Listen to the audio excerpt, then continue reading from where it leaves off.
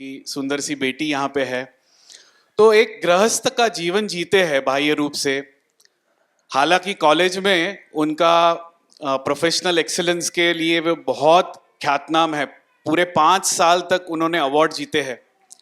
पर फिर भी एक गृहस्थ जीवन जो अपने रोजमर्रा की जिंदगी के लिए, पेट भरने का काम करने के लिए जो भी करना चाहते हैं, डू द नीडफुल, वो करते हुए भी श्रील प्रभुपाद के दिव्य तात्पर्यों और ग्रंथों का सहारा लेते हुए वो अपने भक्तिमय सुंदर जीवन का बहुत सुचारू रूप से प्रैक्टिकल एप्लीकेशन करते हैं। एक कमल का फूल जो होता है, जैसे आपने सुना होगा, उपमा कीचड़ में उगता है, पर उसका जो नजर है वो सूर्य की तरफ होता है। तो उसी तरह एक शुद्ध जीवन जीने वाले ये हमारे डॉक्टर मुकुनान प्रभु जी यहाँ पर आज उनका बहुत बहुमूल्य समय निकालकर यहाँ पर उपस्थित हुए हैं। और खासकर मेरे लिए it's like interviewing my own ideal. So मेरा बहुत सौभाग्य है और मैं संपूर्ण रूप से आश्वासित हूं कि यहाँ पर उपस्थित हुए हर एक व्यक्ति को ये अनुभव जरूर होगा जब वे मुकुनान प्रभु के द्वारा आज के इस, जैसे हम कहते हैं, स्पिरिचुअल पॉडकास्ट। तो ये पॉडकास्ट में कुछ विचार ऐसे सुनेंगे और उन विचारों पर विमर्श करते हुए हमारे जीवन में उसे कैसे सुचारू रूप से हम उसे अवलंबन करें और हमारा जीवन सफल करें, यही आज के इस स्पिरिचुअल पॉडकास्ट की यशस्वी मैं समझता हूँ। तो आइए बिना कुछ समय गवाए हम मुकुनान प्रभु जी से ऐसे कुछ सवाल करें जिनके उत्तर हमें विचार करने में बहुत प्रवृत्त कर सके। तो पॉडकास्ट के पहले मैं 2 चीजें बोलना चाहता हूं। This is not like a formal interview.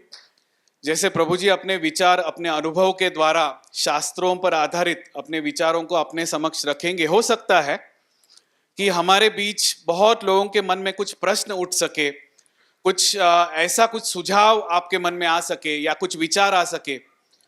तो इस पॉडकास्ट के अंत में हमने कुछ 15-20 मिनट रखे हैं जिसमें यहाँ पर उपस्थित कोई भी व्यक्ति हाथ ऊपर खड़ा करके, हमारे वॉलंटियर्स जो है वो माइक दे देंगे, आप प्रश्न पूछ सकते हैं। और अगर कुछ हिचकिचाहट हो तो आप थोड़े से छोटे से चिट पे अपने प्रश्न लिखकर हमारे पास पहुंचा सकते हैं। हम जरूर प्रभु जी के समक्ष उनको रखेंगे। तो मेरा अनुरोध होगा, इस स्पिरिचुअल आध्यात्मिक पॉडकास्ट को यशस्वी बनाने के लिए आप सभी का सहयोग इसमें बहुत जरूरी है। और अगर आप इसके लिए तैयार है तो एक जोरदार हरि बोल बोलिए। हरि बोल। बहुत बहुत धन्यवाद। हरे कृष्ण। तो मुकुनान प्रभु जी, आइए हम प्रार्थना से शुरुआत करते हैं, साथ में करेंगे। ओम अज्ञानतिमिरान्धस्य ज्ञानाञ्जनशलाकय चक्षुरुन्मिलितं येन तस्मै श्रीगुरवे नमः।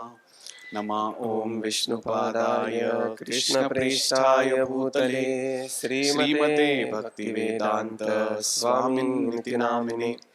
नमस्ते सरस्वती देवे गौरवाणी प्रचारिणे निर्विशेष शून्यवादी पाश्चात्य देशतारिणे।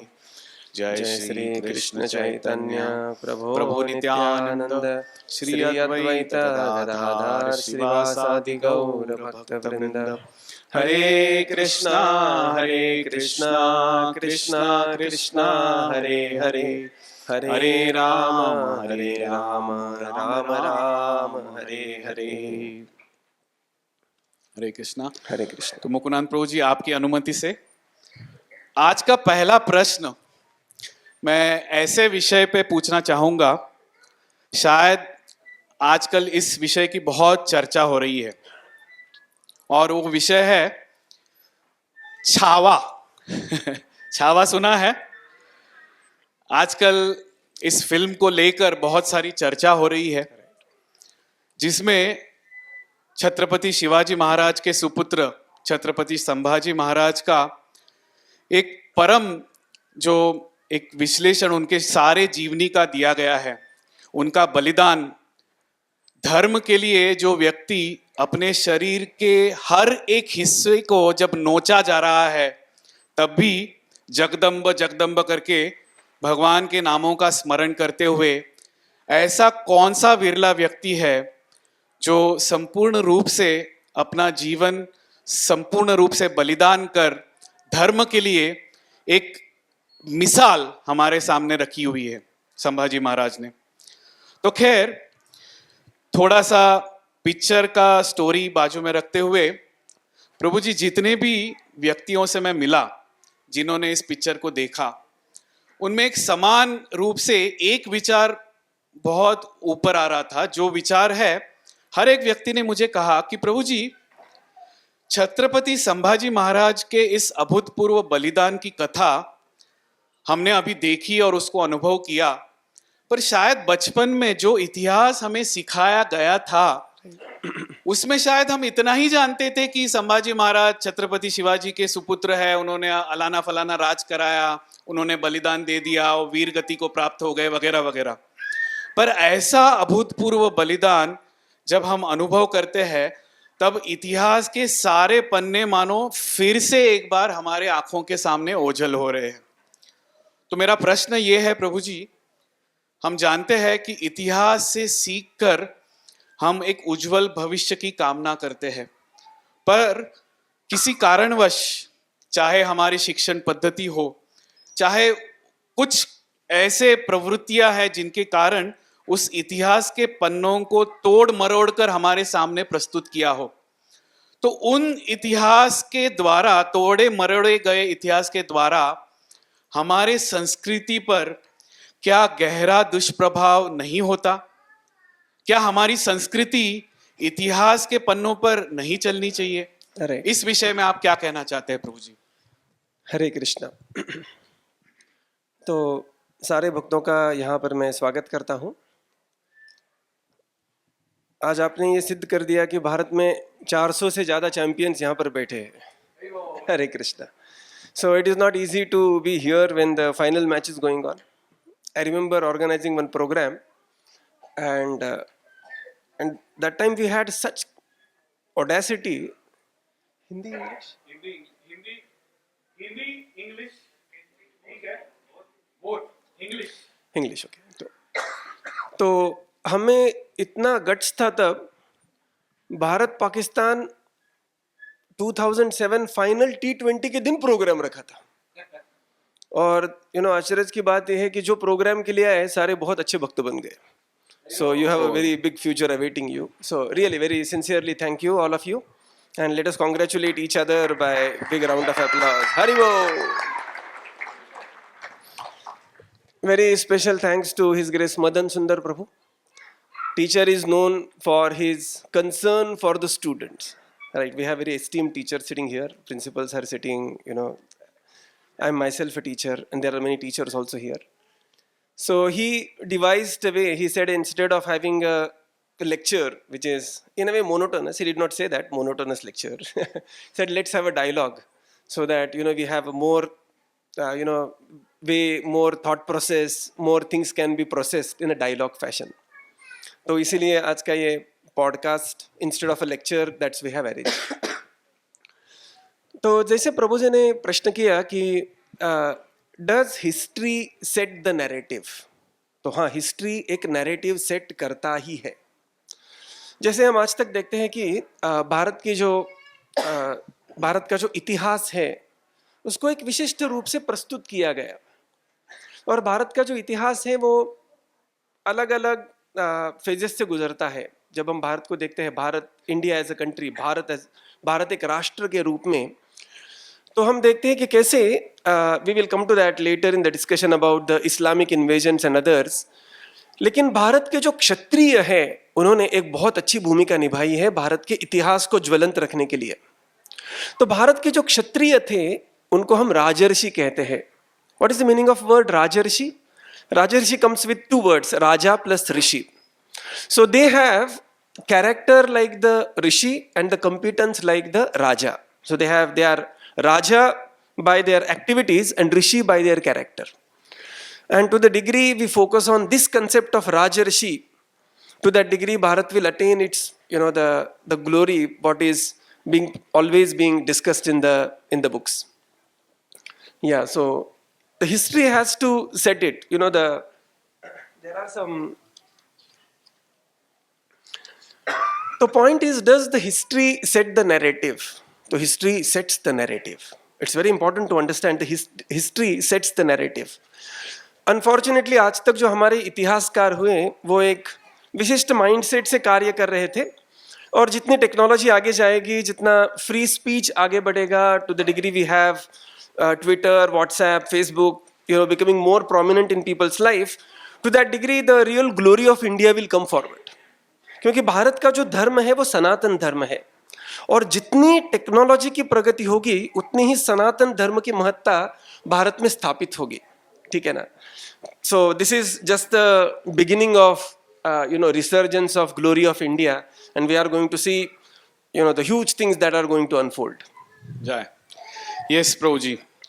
तो जैसे आपने कहा, history definitely sets the narrative, और इसी सूत्र को कायम रखते हुए मेरा अगला प्रश्न ये होगा, खासकर हम ये नहीं कहते कि हमारा जो पुरातन इतिहास है, जैसे श्रीमद् भागवत में हम सुनते हैं ध्रुव महाराज की कथा, प्रहलाद महाराज की कथा, सत्ययुग की, त्रेता युग में हम श्री राम की आदर्श जीवनी को देखते हैं, और द्वापर युग में भगवान श्री कृष्ण और महाभारत की कथा को सुनते हैं.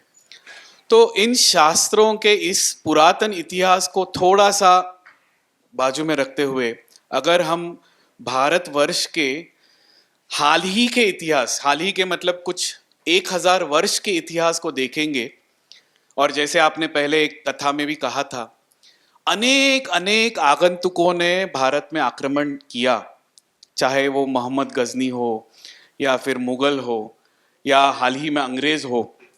बहुत सारे शासकों ने बहुत ही निर्गुण रूप से भारत पर शासन करने का, कब्जा करने का प्रयास किया, उसका शोषण किया, भौतिक रूप से, मानसिक रूप से लोगों का खच्चीकरण करने का बहुत बड़ा प्रयास किया. पर फिर भी हम देखते हैं भारतवर्ष की इतनी महत्ता है कि इतने सारे आक्रमणों के बाद और इतने सालों तक consistently we have been looted and looted. फिर भी हम देखते हैं, जैसे प्रभु जी ने कहा, राज ऋषि महाराणा प्रताप हो, छत्रपति शिवाजी महाराज हो, छत्रपति संभाजी महाराज हो, इन्होंने बार बार इस पुनरुत्थान को अपने हाथों में ले लिया. और शायद इसी का एक कारण है, हमारे भारतवर्ष को संतों की एक परंपरा भी रही है. अर्थात आज हम चैतन्य महाप्रभु के बारे में चर्चा करेंगे, और उसी के साथ संत मीराबाई हो, तुलसीदास जी हो, महाराष्ट्र में संत तुकाराम हो, ऐसे अनेक अनेक हजारों, गुरु नानक जी है, ऐसे हजारों संतों की परंपरा भी रही है.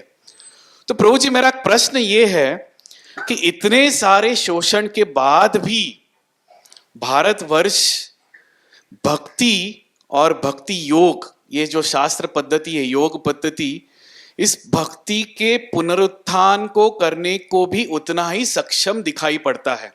तो इसका रहस्य के बारे में आप कुछ कहना चाहेंगे? राइट. तो आपने जैसे कहा कि भारत अभी भी भारत है. जैसे हम देखते हैं कि Islamic invasion happens from the 8th century, and the entrance in India is at the 11th century. 11वीं शताब्दी में typically leftist Islam arrived in India. That is what the okay. तो आगे चलकर हम देखेंगे कि कैसे भारत में लगभग इतना बड़ा शासन हुआ. 800 साल इस्लामिक राजवट थी भारत में, उसके बाद अंग्रेजों ने शासन किया, फिर भी भारत भारत ही रहा. Just to give you the context, Egypt was conquered in 30 years, right?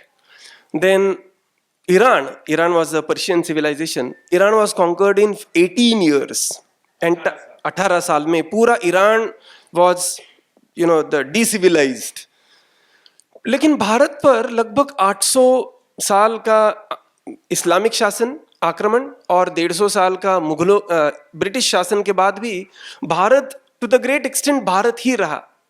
और उसके दो कारण हैं. एक तो कारण है कि जो हमारी क्षत्रिय परंपरा है, जो हमारे राजा आते हैं उनकी एक परंपरा, और दूसरा कारण है हमारी संत परंपरा.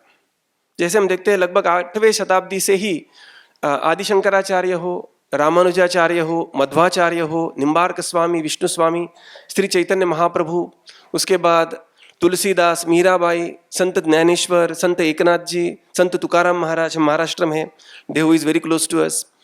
तो इन संतों की परंपरा के कारण और क्षत्रिय राजाओं की परंपरा के कारण, जैसे आपने पहले उल्लेख किया था छावा, तो छत्रपति संभाजी महाराज पर एक बहुत अच्छा एक शेर है जिसको हम पढ़ेंगे, आप भी उसको दोहरा सकते हैं।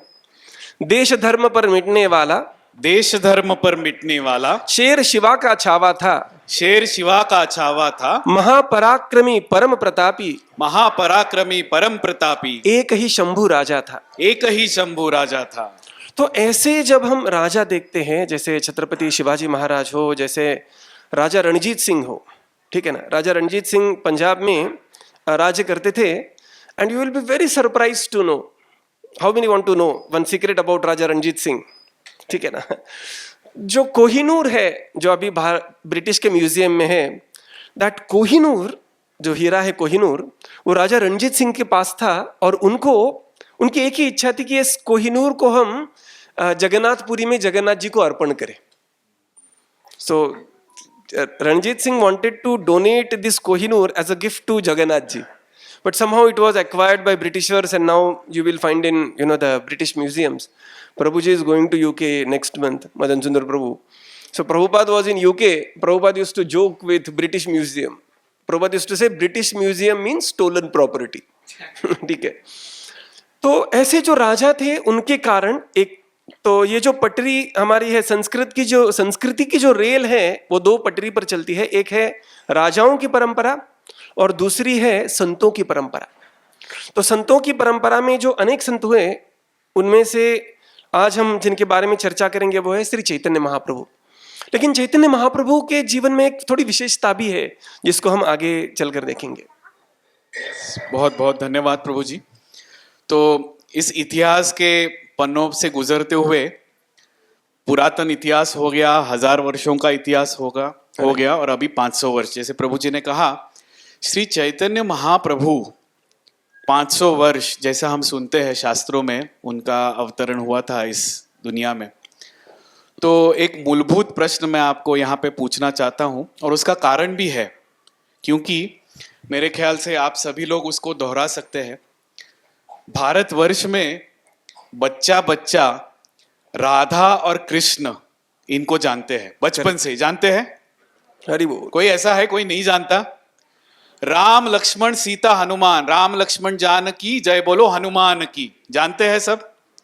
जानते। अब इसके अलावा नरसिंह देव हो, वामन देव हो, अनेक अनेक अवतार हो, जैसे बुद्ध हो गए, कल्कि हो गए आने वाले, ऐसे अनेक अवतारों के बारे में बहुत जानकारी नहीं, पर एटलीस्ट सुन के, श्रवण के माध्यम से तो हम जानते हैं।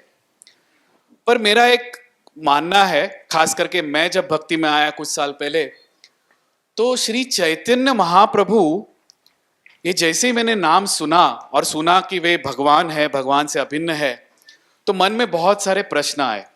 और खासकर आज हम गौर पूर्णिमा का अवसर यहाँ पे मना रहे हैं, चैतन्य महाप्रभु का आविर्भाव।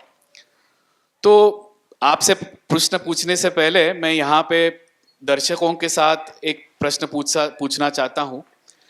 कितने व्यक्ति यहाँ पर श्री चैतन्य महाप्रभु या गौर निताय को अच्छी तरह से जानते हैं? हाथ ऊपर करिए।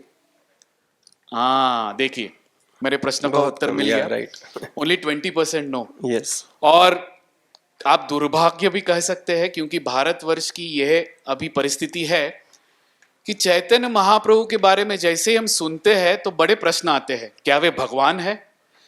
क्या वे बड़े संत है? क्या वे एक गुरु के माध्यम से आए थे? क्या वे एक भगवान के परम भक्त ही केवल है?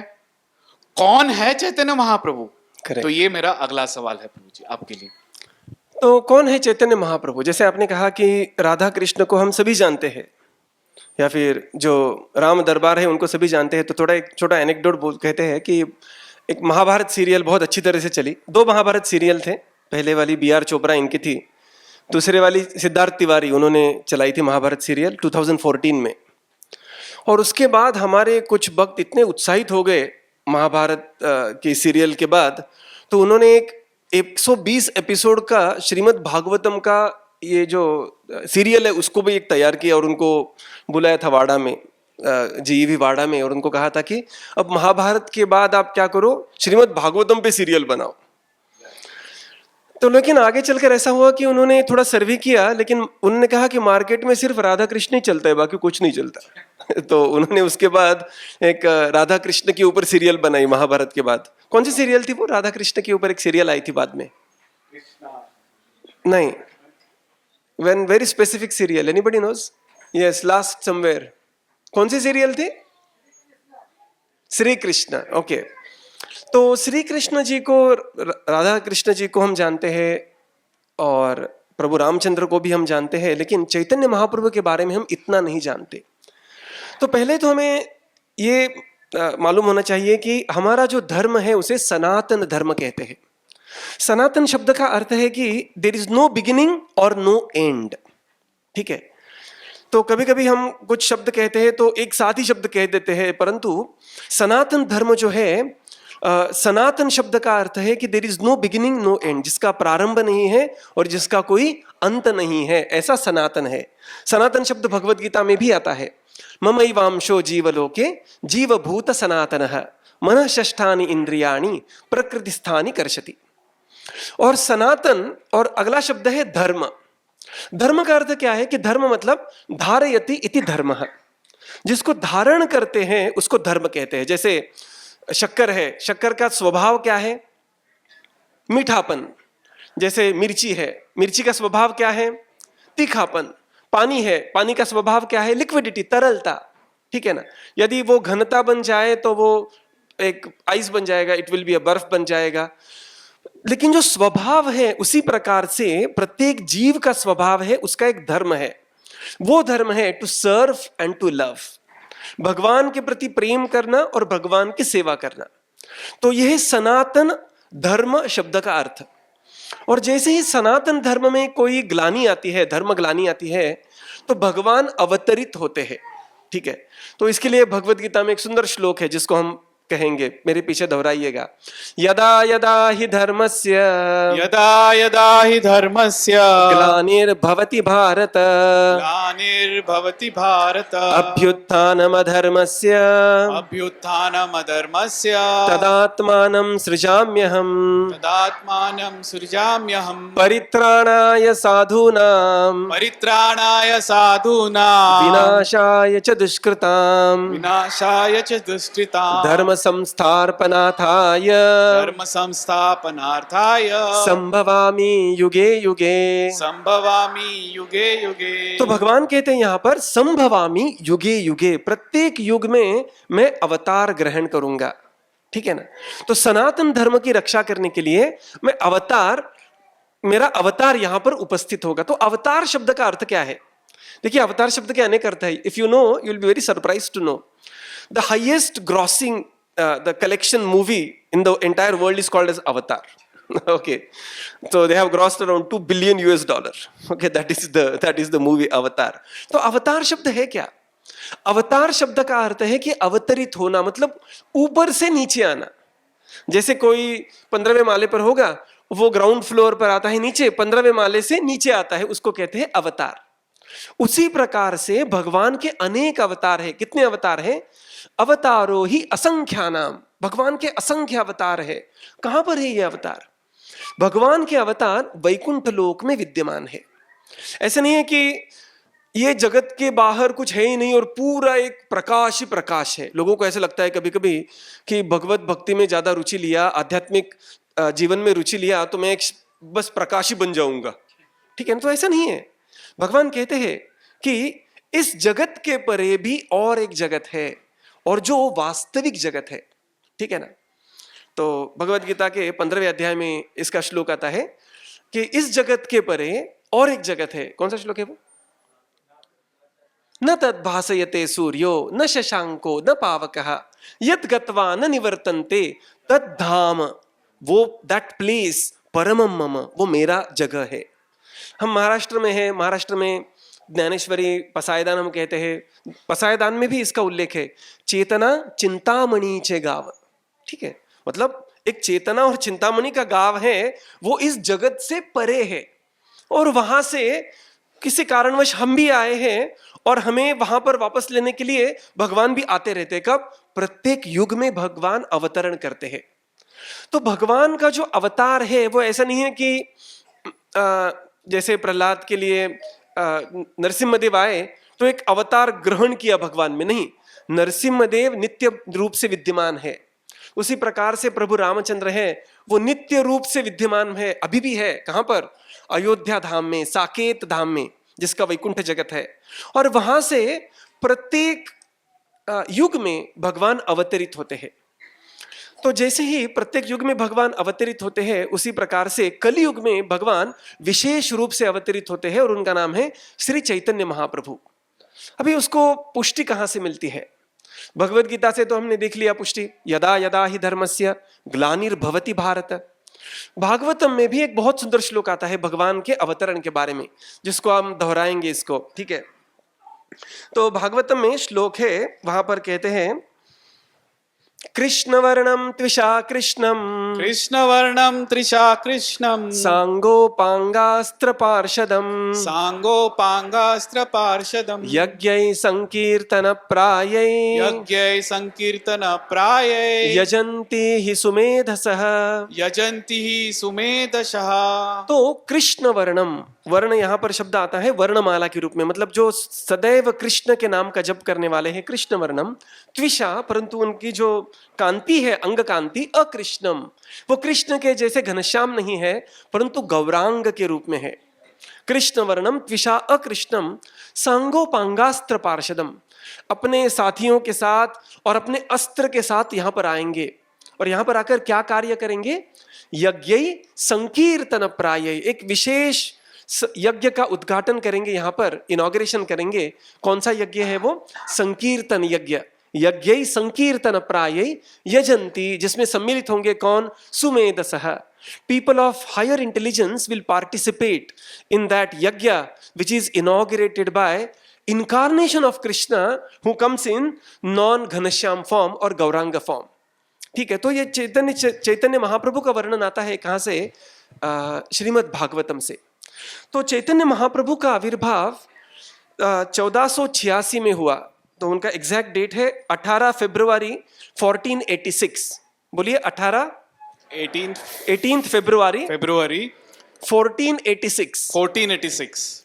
उनके माता का नाम था सची माता, और उनके पिताजी का नाम था जगन्नाथ मिश्र, और उनका अवतरण हुआ श्रीधाम मायापुर धाम में।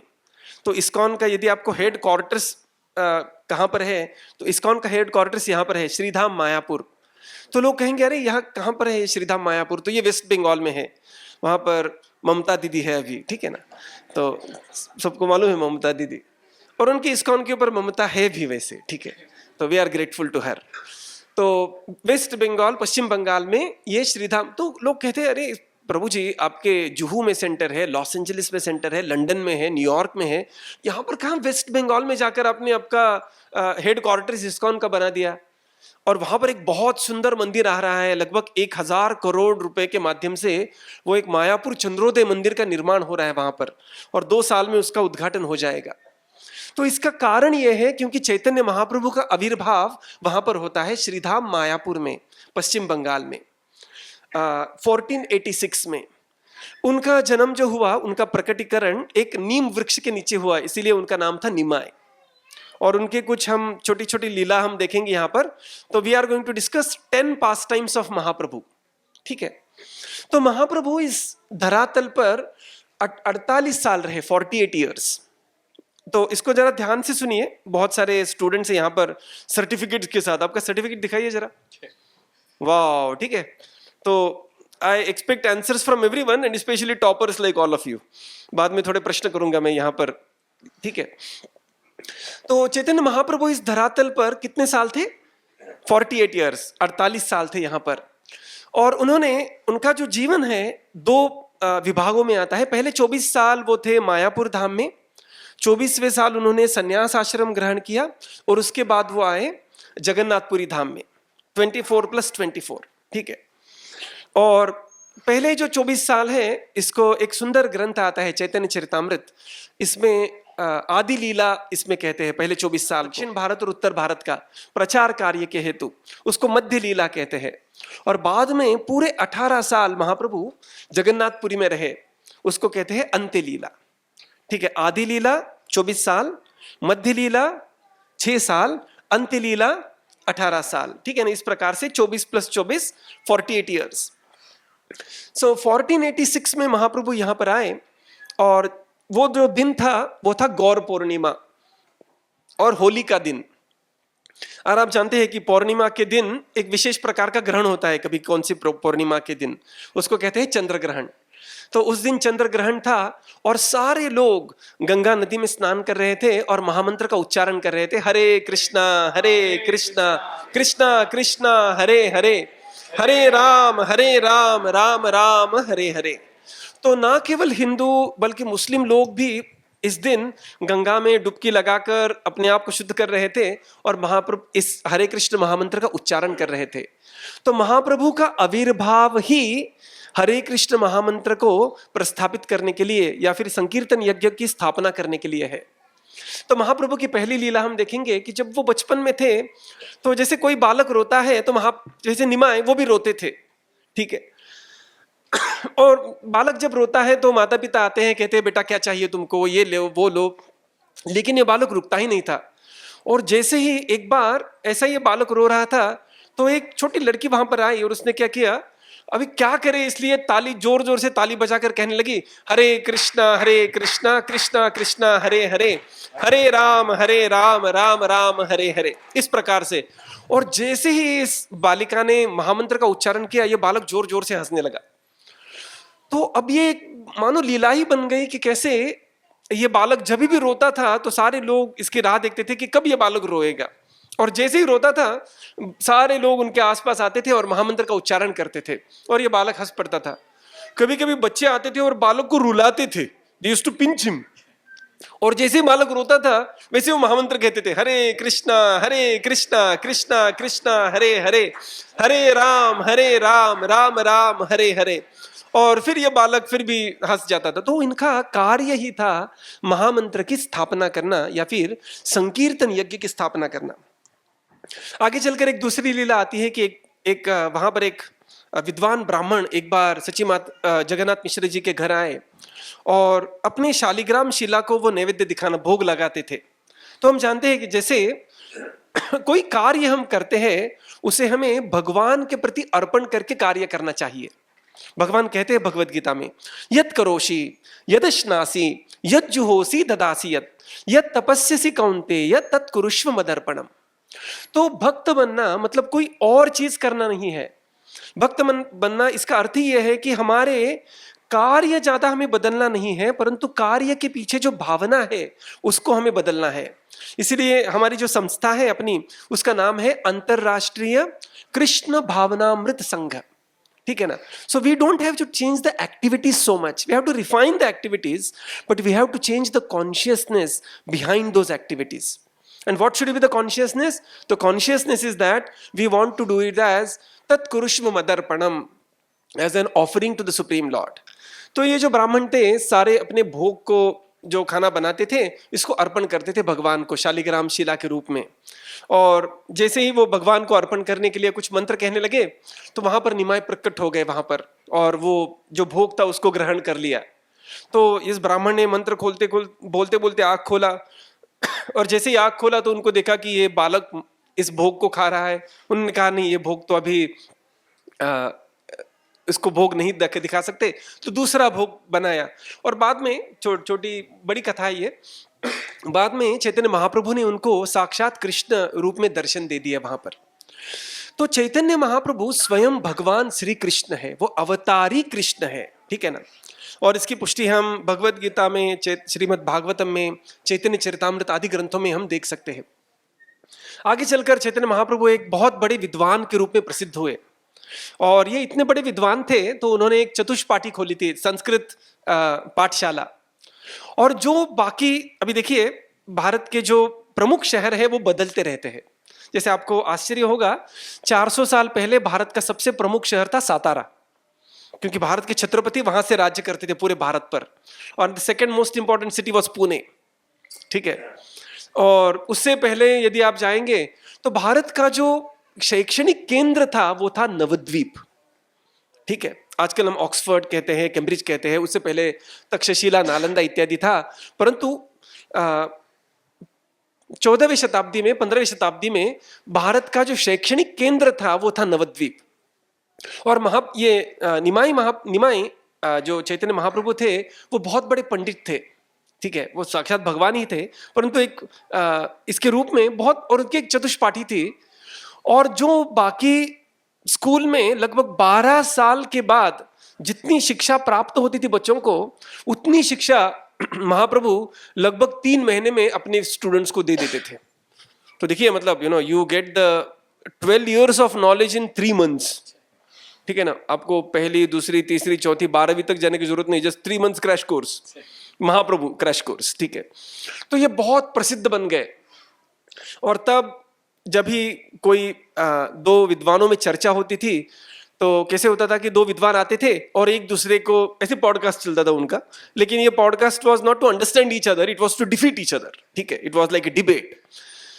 तो वहां पर एक दूसरे विद्वान थे जिनका नाम था केशव कश्मीरी। देखिए, इसमें भी हम हिस्ट्री देखते हैं कि कश्मीर, जो कश्मीर शब्द ही आता है देवी सरस्वती से, और सरस्वती का एक बहुत बड़ा स्थान है कश्मीर, शारदा, ठीक है ना, शारदा पीठम और सरस्वती दी का बहुत बड़ा स्थान है कश्मीर। और वहां पर एक केशव कश्मीरी नाम का एक ब्राह्मण था, दिग्विजय पंडित कहते थे उसको, और मानो सरस्वती देवी उनके जिह्वा पर नृत्य करती थी। और ये सारे प्रदेश को जीतते हुए वाद विवाद में आगे चले, और उनको पता चला कि भारत का जो सर्वश्रेष्ठ स्थान है वो है नवद्वीप।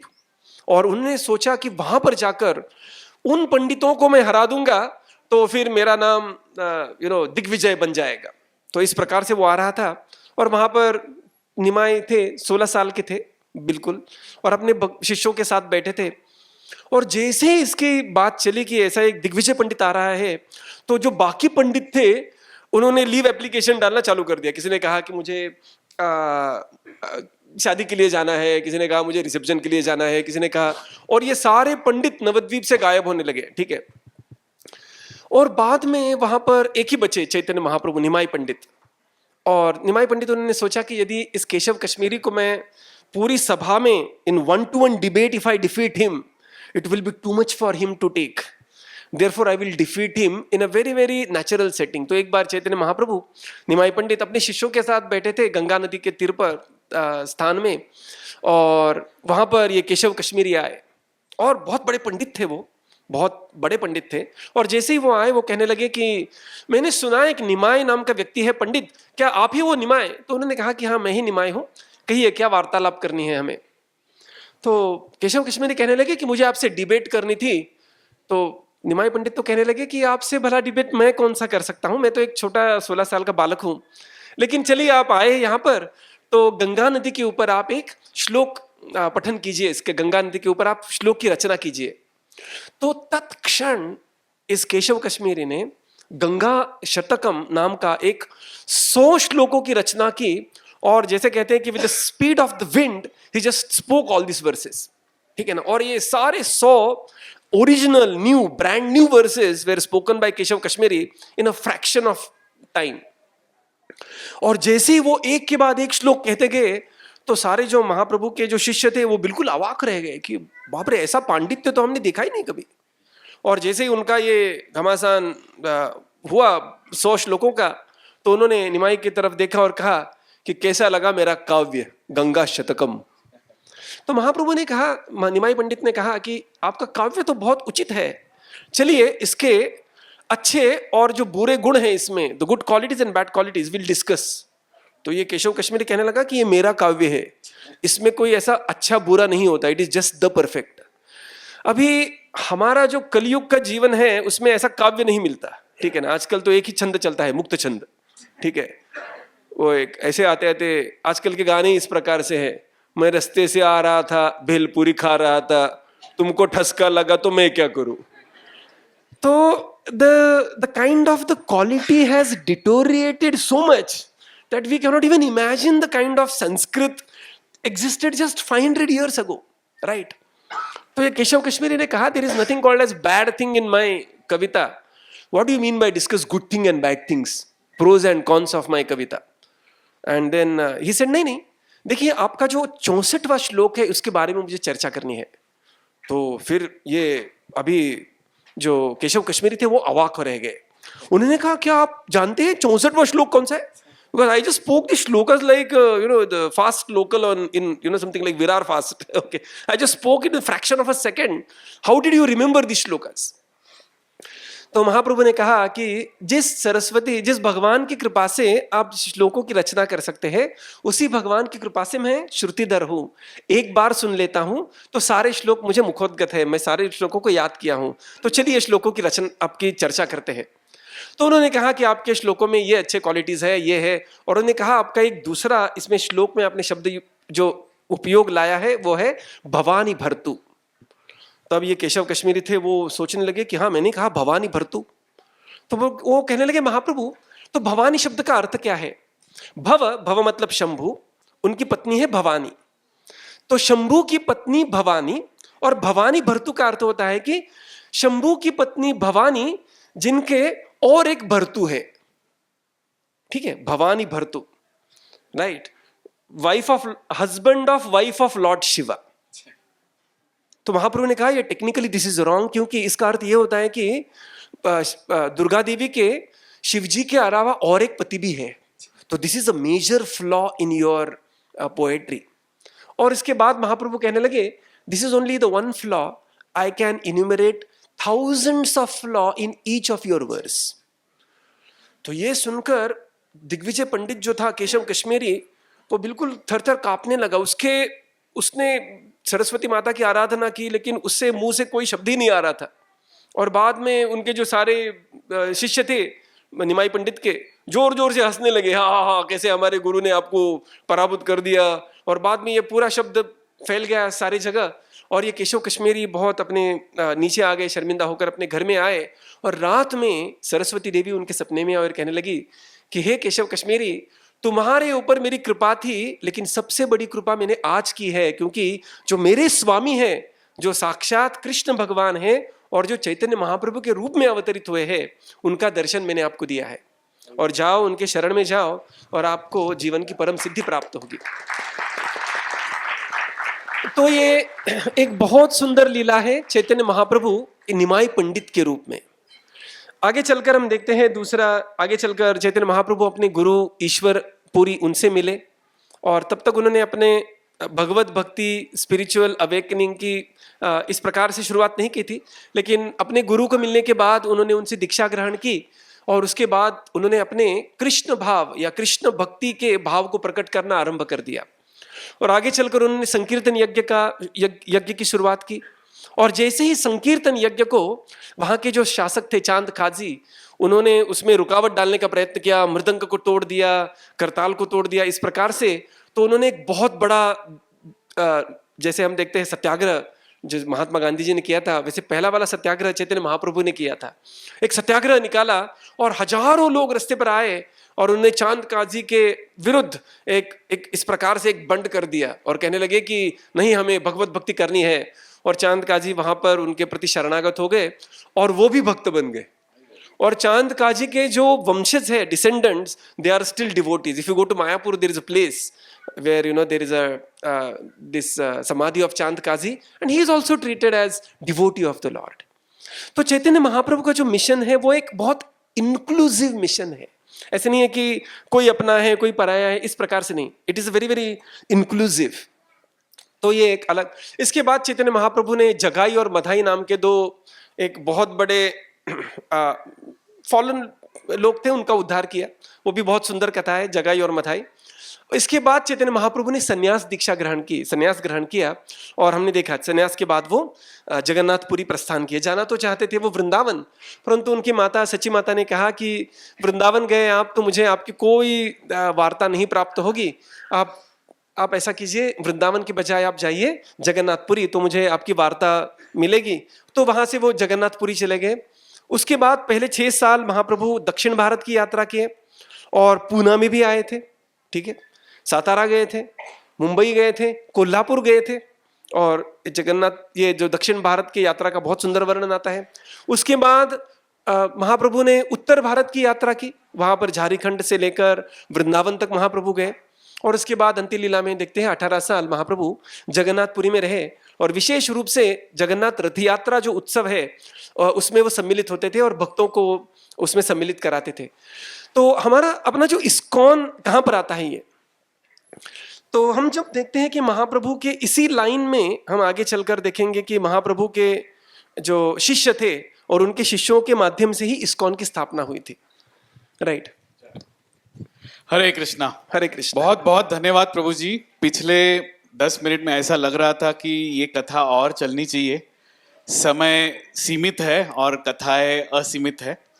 फिर भी प्रभु जी, आपने जैसे मैंने प्रश्न किया था कि चैतन्य महाप्रभु क्या वे भगवान है, क्या वे परम भक्त है, और आपने अपने कथन से ये सुस्पष्ट कर दिया कि श्री चैतन्य महाप्रभु भगवान स्वयं भगवान भी है और हमारे जैसे लोगों को भगवान की भक्ति सिखाने के लिए वो एक स्वयं कृष्ण भक्त के रूप में यहाँ पे अवतरित होकर हमें इस हरे कृष्ण आंदोलन से अवगत कराया। तो ये अचिंत्य भेदाभेद तत्व को बड़े ही सरल रूप से आपने कुछ लीलाओं के द्वारा हमारे सामने प्रस्तुत किया, इसलिए बहुत बहुत धन्यवाद प्रभु जी। फिर भी एक प्रश्न उठता है प्रभु जी, जैसे हम भगवान श्री कृष्ण की लीलाओं को देखते हैं और आपने श्लोक का भी कथन किया, परित्राणाय साधुनाम विनाशाय च दुष्कृताम, तो जैसे ही समय आता है भगवान श्री कृष्ण सुदर्शन चक्र को लेने के लिए हिचकिचाते नहीं है। करेक्ट। उसी प्रकार से हम श्री राम की जीवनी में देखते हैं, जब रावण जैसा जो पिपासु, जो कामुक व्यक्ति सीता मैया को हरण करने का एक अपराध करता है, तो भगवान श्री राम स्वयं अपने वाणों से, अमोघ वाणों से उनका वध कर देते हैं। यस। पर और नरसिंहदेव तो क्या कहने, उनको तो आयुध की जरूरत भी नहीं, अपने नाखूनों से ही हिरण्यकशिपु को संपूर्ण रूप से चीरफाड़ करते हैं। तो जब भी ऐसी आसुरी प्रवृत्ति आती है तो हम देखते हैं कि भगवान श्री कृष्ण अपने अलग अलग रूपों में अनेक अनेक आयुधों द्वारा उनका सर्वनाश करते हैं। पर प्रभु जी, एक छोटा सा प्रश्न उठता है, बड़ी नम्रता के साथ मैं आपके सारे लोगों के साथ और से आपके समक्ष रखना चाहता हूं। जब चैतन्य महाप्रभु को हम देखते हैं, आज हमने अभी यहाँ पे उनका अभिषेक किया, तो महाप्रभु जो गौर निताय है, ना उनके हाथ में कोई शस्त्र है ना कोई अस्त्र है, बस दोनों हाथ ऊपर उठे हैं, शायद हमें प्रेरणा दे रहे हैं कि आप हरे कृष्ण महामंत्र गाओ। तो माय क्वेश्चन इज, आज के जीवन में जैसे आपने पुणे नगरी का जिक्र किया, पुणे को एक प्रकार एक समय सांस्कृतिक राजधानी कहा जाता था, पर प्रभु जी आप आज का समय है स्वारगेट जैसे पब्लिक प्लेसेस में, कल ही हमने विमेंस डे सेलिब्रेट किया, पर एक महिला का शोषण करने के लिए कोई हिचकिचा नहीं रहा है। पाशवी प्रवृत्ति इतनी प्रबल हो चुकी है, तो ऐसे कलुषित वातावरण में श्री चैतन्य महाप्रभु का इस तरह से सिर्फ आप हरिनाम गाओ, तो उनकी शिक्षाओं का रिलेवेंस आज के दिन में हम कैसे समझ पाएंगे? इस अवस्था में very good question, thank you. तो महाप्रभु, उनकी शिक्षा हम देखते हैं कि आगे चलकर उनके जो षड गोस्वामी थे उन्होंने चलाई। तो षड गोस्वामी आते हैं, तो इस्कॉन मंदिर में आप आएंगे तो ऐसे 6 गोस्वामियों को आप देखेंगे। वंदे रूप सनातनो रघुयुगौ श्रीजीव गोपालकौ, ये षड गोस्वामियों का नाम है, और ये भारत के इतिहास में लगभग हूँ थे। रूप गोस्वामी, सनातन गोस्वामी, जीव गोस्वामी, रघुनाथ दास गोस्वामी, रघुनाथ भट्ट गोस्वामी, गोपाल भट्ट गोस्वामी, ये चैतन्य महाप्रभु के जो 6 प्रमुख शिष्य थे उनके द्वारा। एक दो प्रसंग देखते हैं उनके जीवन के। तो रूप गोस्वामी थे, रूप और सनातन गोस्वामी इतने प्रचुर विद्वान थे कि उन्होंने अनेक ग्रंथों की रचना की, और बीच में कभी कभी जो कोई कठिन कार्य करते हैं तो थोड़ा अपने को एक थोड़ा सा you need some time pass, right? I mean you want to have some light moments. तो उसके लिए रूप गोस्वामी ने चित्र कवित्वनी नाम का एक ग्रंथ लिखा, 11 श्लोकों का है। तो कभी his grace Madan Sundar Prabhu will take class on that, चित्र कवित्वनी। तो इतना सुंदर श्लोक है उसमें, 11 श्लोक है उसमें, एक तो श्लोक है कि जो दो शब्द से ही बना है, च और र, और बहुत सुंदर श्लोक आता है। पूरे श्लोक में दो ही शब्द, दो ही वर्ण है, च और र। एक श्लोक है जिसमें एक ही वर्ण से बना है, न, ननान नन्नन नननम ननम, इस प्रकार से आता है वो श्लोक। और ऐसे नहीं कि कोई न का बाराखड़ी बोल रहा है, न ना नी नी नू नू, ऐसा नहीं है वो। सुंदर श्लोक है और भगवान के चरित्र का वर्णन है। तो ऐसे थे रूप गोस्वामी, सनातन गोस्वामी, जो उनके जीव गोस्वामी, इनको कहा जाता है कि जो वेद व्यास है उनके बाद जो सबसे कोई यदि वरिष्ठ स्कॉलर है, the greatest scholar after Veda Vyasa is Jiva Goswami. इसका प्रमाण क्या है? आज भी यदि हम IIT वाराणसी में जाते हैं, ITBHU, वहां पर एक डिपार्टमेंट है, उसको कहते हैं जीव गोस्वामी डिपार्टमेंट। पूरा डिपार्टमेंट है, अभी भी चलता है वो। पहले 75 साल के सेक्युलर नॉन सेक्युलर एरा में भी वो चला, ठीक है ना। पूरा डिपार्टमेंट है जीव Goswami department. He wrote 4 lakh original Sanskrit versus, 4 lakh, 4 lakh श्लोकों की रचना की, और ये महाप्रभु के शिष्य थे। दूसरे, चौथे हैं, सारे नहीं देखेंगे हम, चौथे हैं रघुनाथ दास गोस्वामी। रघुनाथ दास गोस्वामी कलकत्ता से आते हैं, और आप जानते हैं अग्रवाल जी यहाँ पर है। तो कलकत्ता में जो पहले वाले कलकत्ता की स्थापना की थी, वो थे सप्तग्राम नाम के, वहां से जो मुजुमदार थे, उन लोगों ने कलकत्ता की स्थापना की थी। और ये हिरण्य मुजुमदार और गोवर्धन मुजुमदार, जिनके जो बाद में वंशज सप्तग्राम से कलकत्ता आए और कलकत्ता में उनकी स्थापना की। और you will see the Marwadi community very prominent in Calcutta, right sir, especially till 1971 they were very prominent. Later, because of Naxalites and other things, many of them migrated to Mumbai and Delhi, primarily to Mumbai, and Mumbai became very prominent after 1971. तो कलकत्ता की स्थापना, जो British का एक capital था, British capital was actually Calcutta, then they had Delhi as also as a part of capital. तो ये भी चैतन्य महाप्रभु के जो शिष्य हैं उन्होंने ही की थी। तो ऐसे नहीं कि हम चैतन्य महाप्रभु को ऐसी भावनावश कहते हैं कि नहीं ये भगवान है। चैतन्य महाप्रभु को भगवान कहने वाले रूप गोस्वामी, सनातन गोस्वामी, जीव गोस्वामी और रघुनाथ दास गोस्वामी भी है उसमें, ठीक है ना। The greatest of the scholar, they accept Chaitanya Mahaprabhu as the supreme personality of godhead. षड गोस्वामी के बाद उनके जो प्रमुख शिष्य थे वो थे विश्वनाथ चक्रवर्ती ठाकुर। उसके बाद उनके शिष्य थे बलदेव विद्याभूषण।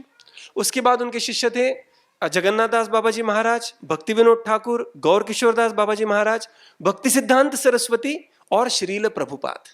और श्रील प्रभुपाद जी ने ही आगे चलकर इस्कॉन की स्थापना की। और आज हम देखते हैं इस्कॉन के लगभग 800 से ज्यादा सेंटर्स हैं पूरे जगत में।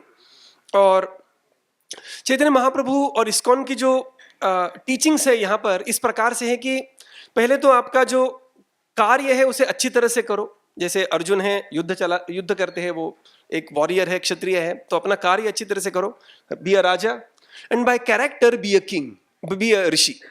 तो राज ऋषि लोगों का निर्माण करना ही इस्कॉन का कार्य है, ठीक है, राजा प्लस ऋषि। तो इस्कॉन में जब आप आते हैं तो हम कहते हैं इसको पंचसूत्री कहते हैं इस्कॉन की। बहुत सिंपल है, ABCDE। A is for association. ISKCON में आकर आपको भक्तों का संग प्राप्त होगा, और आप जानते हैं जैसा संग होगा वैसा ही रंग होगा, ठीक है ना। संगात संजायते कामः, भगवत गीता में कहते हैं भगवान, विषया विनिवर्त। संगात संजायते कामः मतलब अपने संग से ही एक प्रकार की इच्छा हमें उत्पन्न होती है। इसीलिए यहाँ पर हमारा जो प्रोग्राम चलता है, सैटरडे में प्रोग्राम चलता है, संडे को प्रोग्राम चलता है, उसे हमें आना चाहिए। We should look forward coming to attending the program. Why? Because by this association we will have right desires in our mind. Correct? So A is for association, B for the books. तो तुकाराम महाराज एक बहुत सुंदर श्लोक कहते हैं, गीता भागवत करिति श्रवण अखंड चिंतन विठोबांचे, ठीक है। तो इस्कॉन बिल्कुल ये रास्ते पर चलता है, गीता भागवत करिति श्रवण। In ISKCON, I mean ISKCON for last 30 years, we have not said one statement which is not in sync with Bhagavad Gita or Srimad Bhagavatam. Every statement that we say in ISKCON is supported in Bhagavad Gita and Srimad Bhagavatam. और अखंड चिंतन विठोबांचे, विठोबा कौन है? कृष्ण ही विठोबा है। तो मैं जब ISKCON में पहली बार आया तो मुझे ऐसा बहुत लगता था, ये क्या इस्कॉन वाले कृष्ण कृष्ण करते हैं, हम तो महाराष्ट्र में विठोबा करना चाहिए इनको। तो मैं बहुत ऐसा मतलब ऐसा एक मूड में था कि, तो उन्होंने बोला कि अरे विठोबा मतलब कृष्ण ही है। तो बाद में मुझे पता चला, अरे हाँ, विठ्ठल रुक्मिणी और द्वारकाधीश रुक्मिणी मतलब कृष्ण ही है, विठोबा मतलब कृष्ण ही। It was like a bulb on moment for me कि विठोबा कृष्ण ही है। तो बी फॉर द बुक्स। तो ये हमें पुस्तकों का अध्ययन करना चाहिए। यहाँ पर respected teachers are there, they will know, they will wait upon this, how important it is to read the books. तो ये बुक रीडिंग के लिए विशेषता भगवत गीता और भागवत का श्रवण करना चाहिए प्रत्येक दिन, थोड़ा जितना हो सके उतना। A is association, B is for books, C is for chanting the holy names. तो कलियुग में विशेष रूप से जप का महत्व है। तो एक श्लोक हम कहते हैं, इसको कहिए आप। कृते यध्यायते विष्णुम, ते अध्यायते विष्णु त्रेतायाम यजतो मखै, त्रेतायाम यजतो मखै, द्वापरे परिचर्यायाम, द्वापरे परिचर्यायाम, कलौ तत् हरिकीर्तनात्। कलौ तत् हरिकीर्तनात्। तो 4 प्रकार के जो युग है, इसको कहते हैं सत्ययुग, द्वापर युग, त्रेता युग और कलयुग। और प्रत्येक युग में भगवान के प्राप्ति की एक अलग विधि है। कृते यध्यायतो विष्णुम, सत्य युग में भगवान की प्राप्ति हम करते हैं ध्यान करने से। सत्ययुग में माहौल बहुत ही अलग है। लोगों की जो आयु है लगभग 1,00,000 वर्ष होती है। हमें लगेगा ये माइथोलॉजी है, फैंटेसी है, लेकिन नहीं, ऐसे है, ठीक है ना।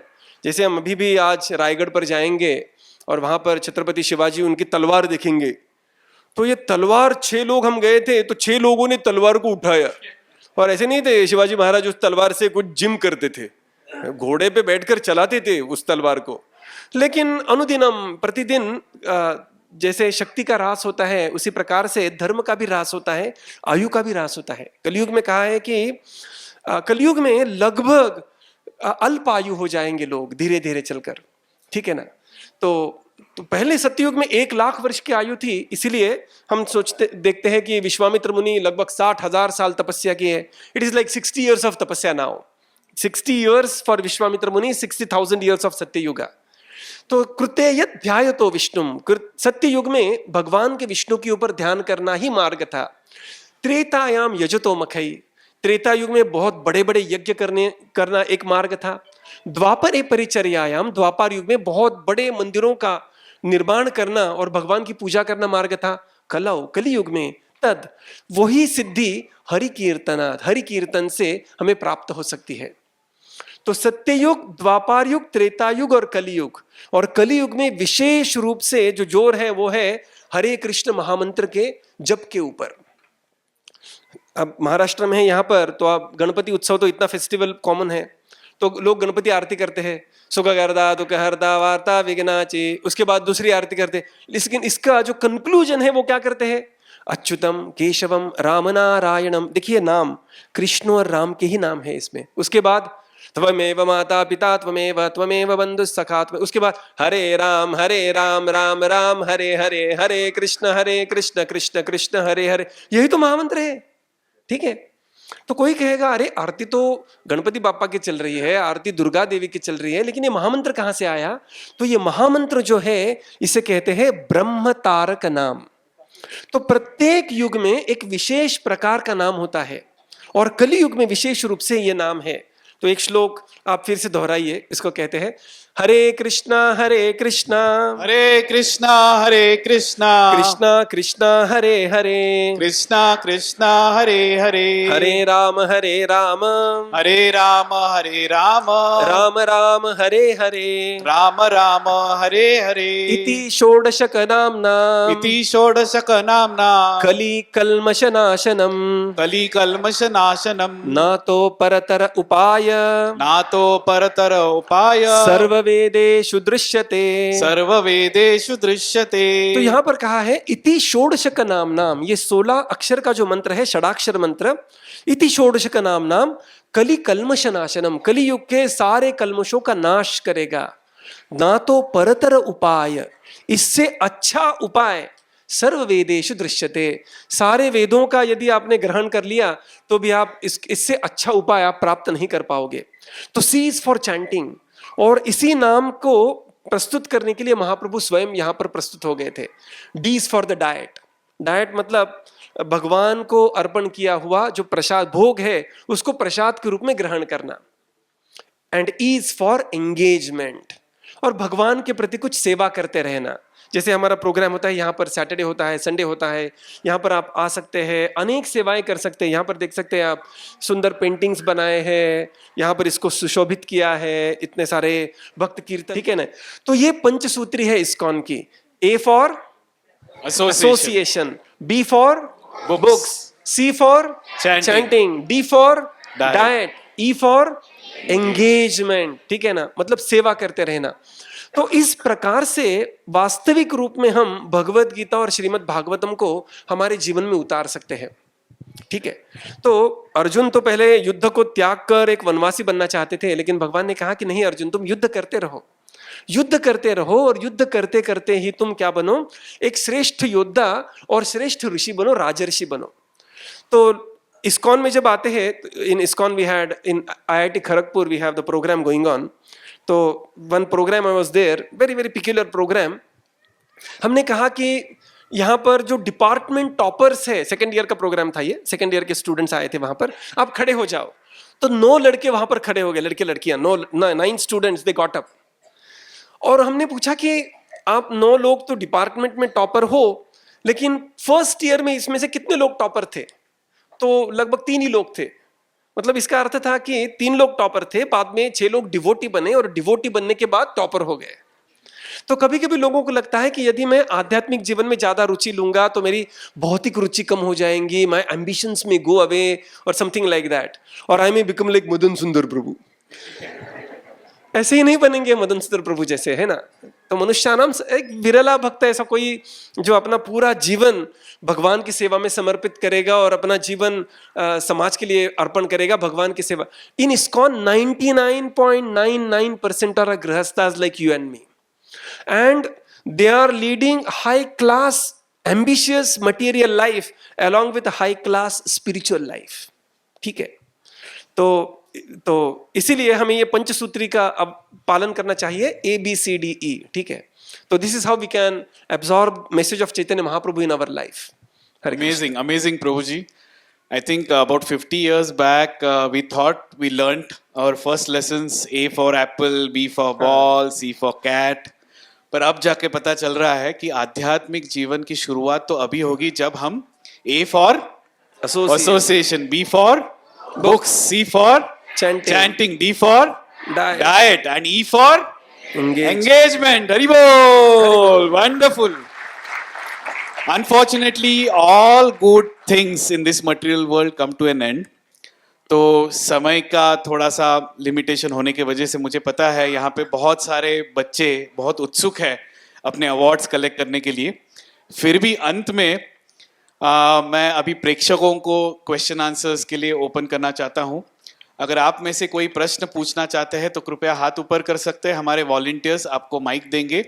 और यदि नहीं तो मेरे पास ऑलरेडी कुछ प्रश्नों की सूची आई हुई है। Yes, Hare Krishna. So Hare Guruji just mentioned about 4 yugas, right? Satya, Tetra, Dwapar and Kali Yuga.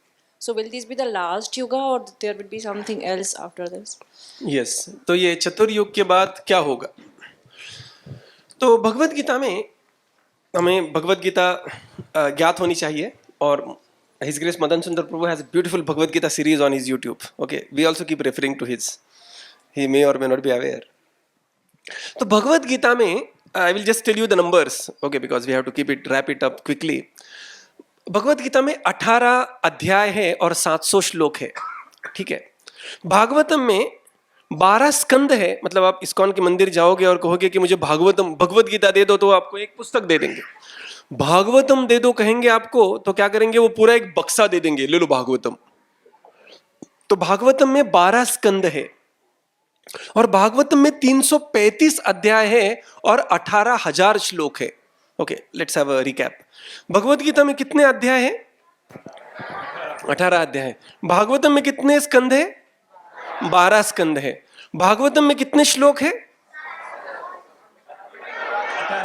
18,000 श्लोक है। भगवत गीता में कितने श्लोक है? 700 श्लोक है। वाह, व्हाट ऑडियंस, टेरिफिक। और भगवत गीता में 5 विषयों के बारे में कहा है, ठीक है। भागवत में 10 विषय कहे हैं, उसको हम बाद में देखेंगे। भगवत गीता के 5 विषय कौन से हैं? ईश्वर, जीव, प्रकृति, काल और कर्म। ईश्वर, ईश्वर कौन है, जीव, जीवात्मा कौन है, प्रकृति, प्रकृति के 3 गुण इत्यादि, प्रकृति, काल, और जो आपका प्रश्न है वो काल में आता है, काल किस प्रकार से है, और कर्म। तो भगवत गीता में कहा है कि जो काल है, इस काल को actually it has a beautiful explanation in Bhagavad Gita and Bhagavatam. Okay, fascinating explanation. And when you go to the 3rd canto of Bhagavatam, that there will be even amazing explanation of the time and space, very beautifully described. Anyway, we'll come to this point.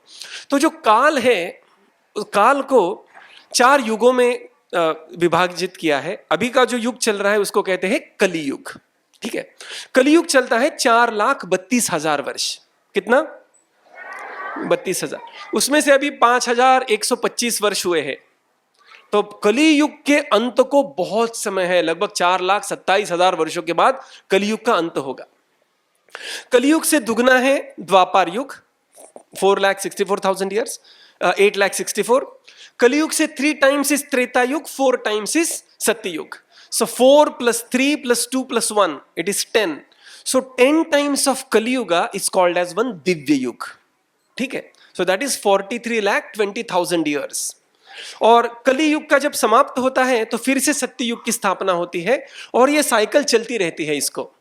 ठीक है ना, चक्रम में इस प्रकार से ये चक्र चलता रहता है. तो इस कली युग के समाप्ति के बाद फिर से सत्य युग आएगा, लेकिन इसको अभी बहुत समय है. तो कलयुग के समाप्ति के बाद कल के अवतार आएंगे. कल के अवतार दुष्टों का संहार करेंगे, धर्म की स्थापना करेंगे, और फिर सत्ययुग आगे चलता रहेगा. तो इस प्रकार से युग आता है. ठीक है, so this is how the time is explained in Bhagavad Gita. Hare Krishna. Hare Krishna. Anybody else? Wonderful. Yes, at the corner.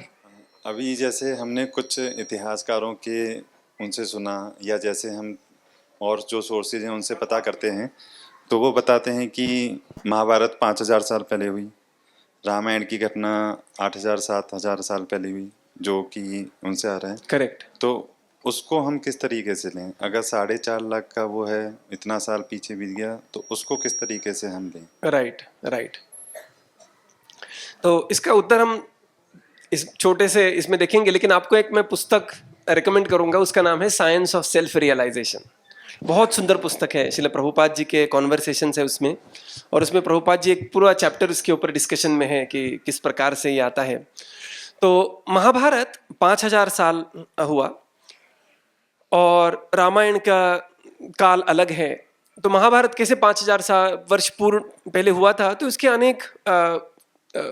अनेक उत्तर है. जैसे यदि आप कुरुक्षेत्र में जाएंगे, पहले तो कुरुक्षेत्र नाम का जगह है, it is still existing. Dharmakshetre, Kurukshetra is there. And Ram and Krishna, they are so much in sync with Indian psyche कि भारत में 50,000 ऐसे गांव या शहर है जिसका नाम राम के ऊपर है. रामपुर, श्री रामपुर, इस प्रकार से. कृष्ण भगवान 2 नंबर पर चलते हैं.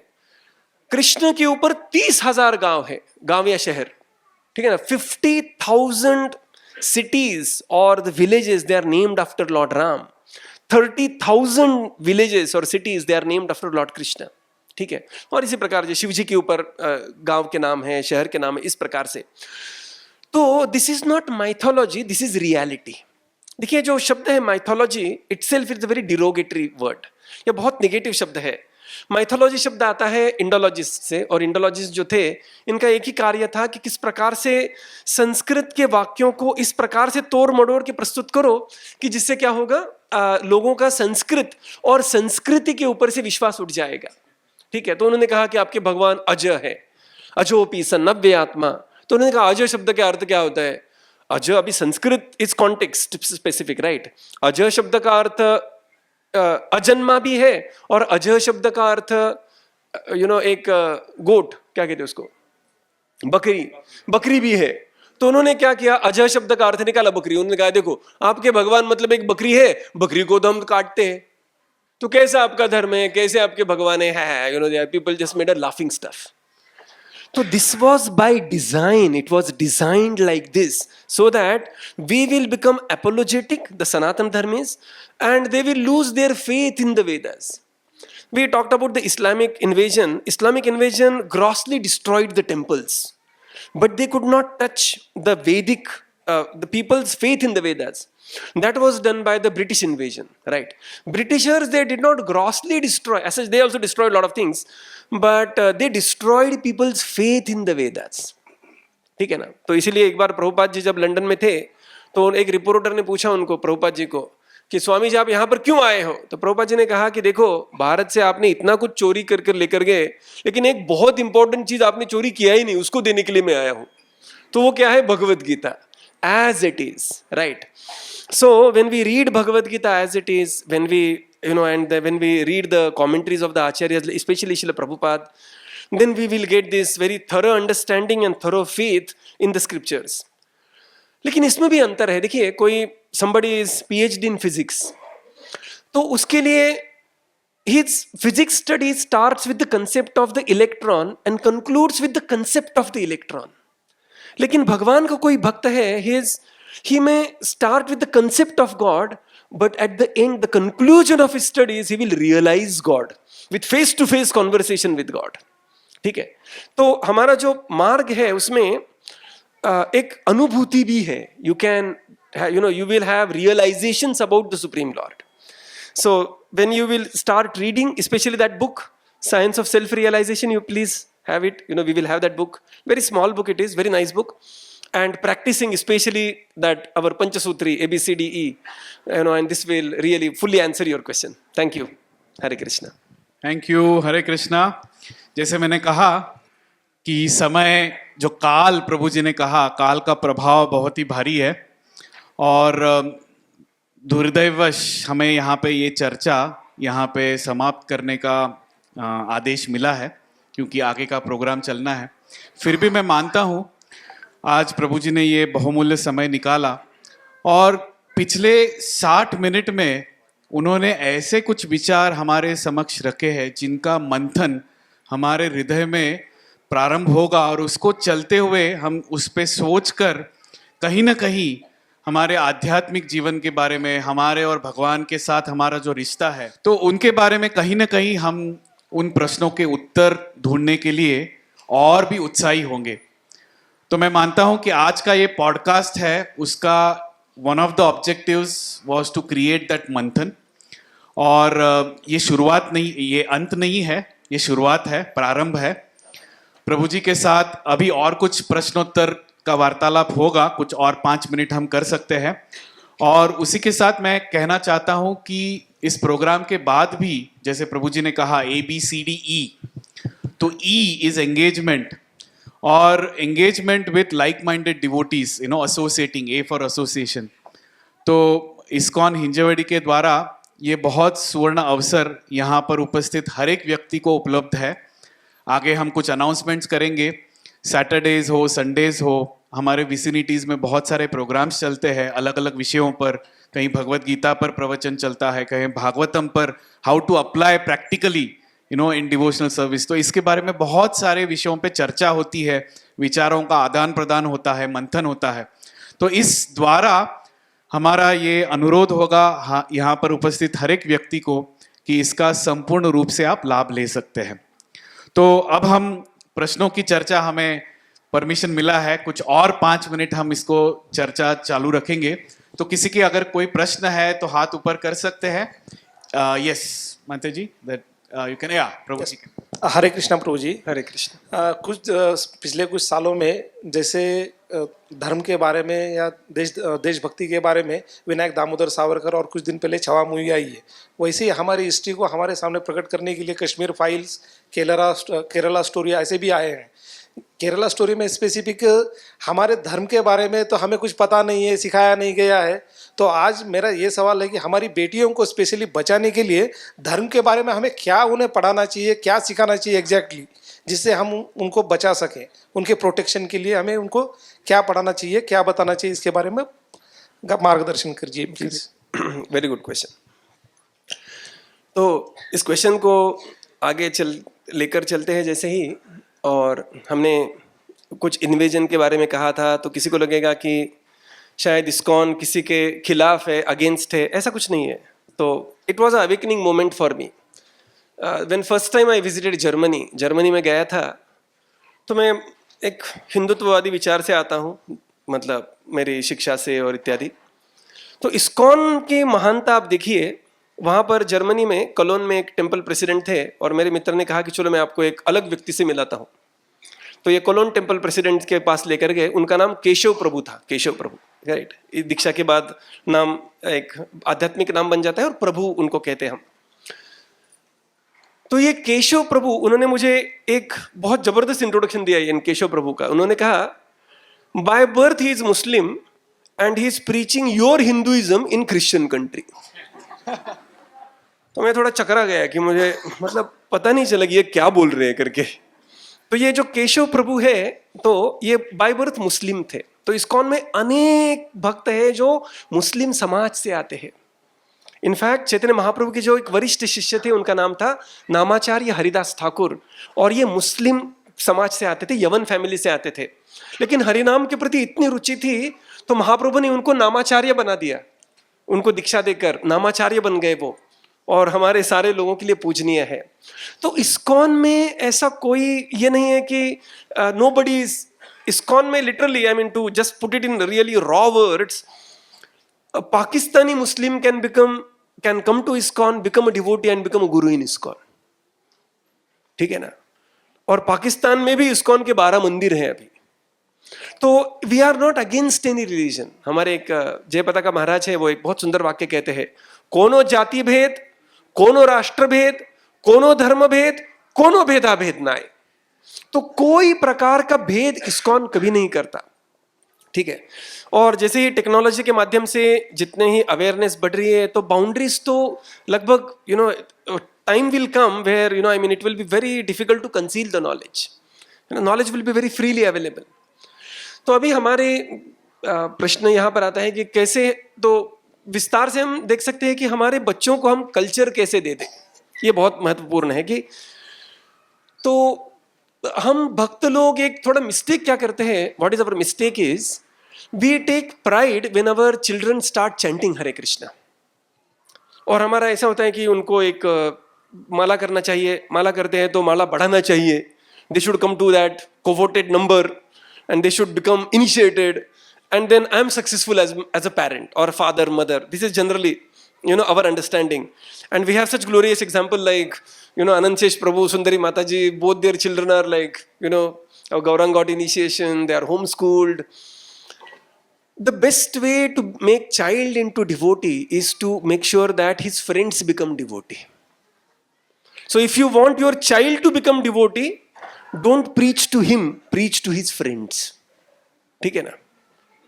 This is very important thing. We as a devotee often make the mistake that we want to make our child into devotee and we will push him, मनुष्यानाम सहस्त्रेषु, इतने जन्म से तुम्हें मनुष्य धर्म प्राप्त हुआ है, मेरे जैसे माता पिता प्राप्त हुए, बोलते नहीं हम लोग, लेकिन वो होता है कहीं ना कहीं, and that doesn't go inside them.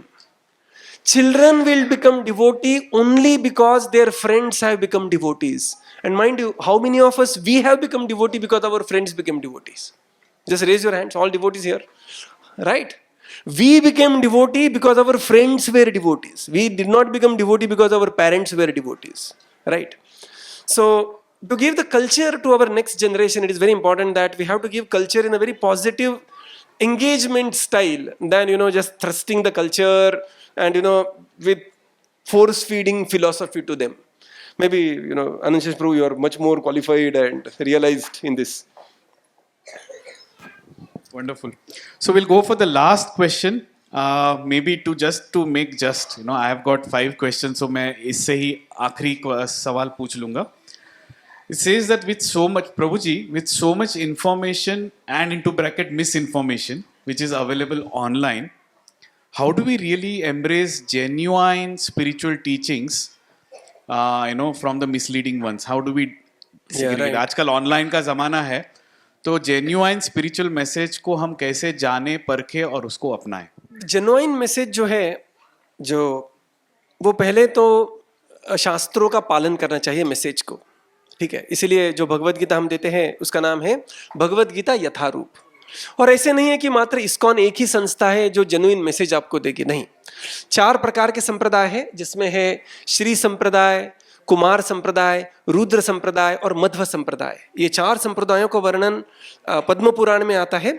ISKCON इसमें से मध्व संप्रदाय को फॉलो करता है, इसलिए हमारा नाम है ब्रह्म मध्व गौड़ीय संप्रदाय।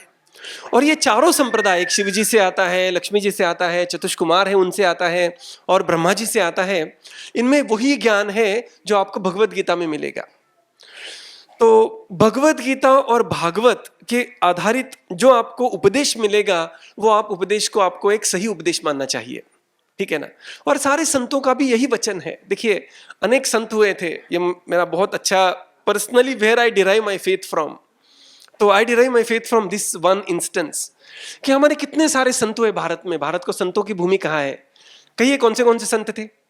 एक नाम रैंडमली बोलिए, कौन से संत थे? तुकाराम महाराज थे, जनाबाई थे, मीराबाई थे, यस, चैतन्य महाप्रभु थे, आगे मध्वाचार्य, सूरदास थे, अलग अलग संत हो गए, ठीक है। तो भारत का यदि आप नक्शा लेंगे तो भारत के अलग अलग प्रदेश में ये संत हुए थे। कोई महाराष्ट्र में थे, कोई कर्नाटक में थे, ठीक है ना। कर्नाटक में एक बहुत बड़े संत हो गए थे जिन्होंने लगभग 5 लाख अभंग लिखे थे विठल जी के ऊपर, 5 लाख अभंगों की रचना की। बाद में तुलसीदास हुए, बाद में उन्होंने अवधि में रचना की, इस प्रकार से। तो देवेर, और ये संत अलग अलग समय पर प्रकट हो गए। जैसे शंकराचार्य थे 8वीं शताब्दी में आए, रामानुजाचार्य 11वीं शताब्दी में आए, शिल प्रभुपाद जैसे संत 20वीं शताब्दी में आए। और ये संतों की भाषा भी अलग अलग थी। कोई बंगाली कहते थे, जैसे संत तुकाराम महाराज है, मराठी में कहते थे ज्ञानेश्वर महाराज, या फिर कोई कन्नड़ में श्लोक लिखे, कोई तमिल में, जो अलवार है उन्होंने तमिल में श्लोकों की रचना की। और वो प्रदेश भी अलग अलग था। सो 4 things want to say. They appeared on different times, right? They were separated by different place, geography. They were separated by language and people of highest character. जैसे हम देखते हैं ज्ञानेश्वर महाराज, ठीक है ना, 16वें साल में उन्होंने ज्ञानेश्वरी की रचना की। 16वें साल मतलब 10वीं में बच्चा है। कितने लोग 10वीं 11वीं में है यहाँ पर? हाथ ऊपर के, 9वीं 10वीं इत्यादि, ठीक है ना, वो बालक के रूप में। और 21वें साल में समाधि ले ली। What a life! In 5 years just finished Jnaneshwari and just 21 years took a Sanjeevan Samadhi. People of highest character. People separated by time, place, language and people of highest character. लेकिन ये सारे संतों का उपदेश एक ही था, भगवान की भक्ति। ऐसे नहीं थे ये सारे संतों ने एक व्हाट्सएप ग्रुप बना लिया और किसी एक संत को एडमिन कर दिया और उन्होंने कहा कि ये जो हिंजेवाड़ी के लोग हैं इनको हम गुमराह कर देंगे और इनको ऐसे कुछ कृष्ण राम वगैरह बोल देंगे and will just mislead them. Does it happen like that? People of highest character, right? When 3 Khans come together and they want to promote some product, you know, they are charging some 1,000 crores of rupees for that promotion. But संतों का जीवन, when they are promoting भगवत भक्ति, it is out of their pure compassion and highest character. आपको Saturday और Sunday से होगी, तो यहाँ पर आप, ये बहुत महत्वपूर्ण है कि यहाँ पर हमें सैटरडे प्रोग्राम को आना चाहिए, संडे प्रोग्राम को आना चाहिए, और इससे बहुत कुछ आपको मिलेगा। क्या मिलेगा? पहले तो हमारे our children will get very good association because they are going to learn bhakti by their peers. Second, you will have a nice friends. Third, you know, one day of cooking is also not there. Right? You will get a nice prasadam. I mean, you know, this is also sometimes, you know, you just become, you know, just so much every day in the morning, afternoon, evening, you just keep on cooking. The ladies also need a break. This is fantastic break, right? तो आपको अनेक अनंत मात्रा में ये जो programme है आपको लाभान्वित करेगा। And when you have such wonderful association here, we have Madan Sundar Prabhu, we have Anant Shesh Prabhu here, there are so many wonderful devotees. Please take advantage of their association and it will transform your life in a very, very positive sense. In next, you know, very fewly, achirena tavakam, very, very quickly you will see it. You will see very positive change in your life. Hare Krishna, thank you. Hare Krishna. So पहला कदम लेने के लिए प्रभु जी ने जो हमें यहाँ पे बहुत सुंदर पिछले 1 घंटों में इतना विस्मयजनक कथा कर हमें प्रेरित किया है कि आध्यात्मिक जीवन की ओर मेरा पहला कदम मैं जल्द से जल्द उठाऊंगा। तो इसी प्रार्थना के साथ और गौर निताय के चरण कमलों में हम यही प्रार्थना करते हैं कि आज की ये चर्चा और चर्चा का श्रवण और श्रवण के द्वारा जो मंथन होने वाला है हमारे हृदय में, हमें हमारे उज्जवल आध्यात्मिक जीवन की ओर जरूर ले जाएगा। तो इसी प्रार्थना के साथ आइए हम इस चर्चा को यहाँ पे स्वल्प विराम देते हैं और with our heart of our hearts let us extend our fullest gratitude to His Grace Mukunand Prabhu with loudly chanting Hare Krishna Mahamantra once together. Hare Hare Krishna, Hare Krishna, Krishna Krishna, Hare Hare, Hare Ram, Hare Ram, Ram Ram, Hare Hare. So बहुत बहुत धन्यवाद His Grace मुकुनान प्रभु जी का। आज आप यहाँ पे आए, आपका अमूल्य समय निकाला और आपके इस बहुत सुंदर दिव्य कथा से हम सारे जो यहाँ पर उपस्थित है, हमें एक नई अद्भुत प्रेरणा का अनुभूति आपने दिया। बहुत बहुत धन्यवाद। हरे Krishna. Hare Krishna. I'll not say much, but just one thing. When I was sitting and listening to this wonderful presentation led by Anashish Prabhu and answered by His Grace Mukunand Prabhu, तो जैसे वो प्रभु जी श्रीमद् भागवतम की चर्चा कर रहे थे, तो वो संवाद आता है परीक्षित और सुखदेव गोस्वामी का। तो बैठे बैठे हमें ऐसे लग रहा था हम नैमिषारण्य के सेजिस हैं या सूत और सौनक आदि ऋषि के बीच में वार्तालाप चल रही है। And I was experiencing it's so important not only to have a speaker who speaks, who can enlighten, but also to have somebody who can ask the right questions. That was a perfect combination.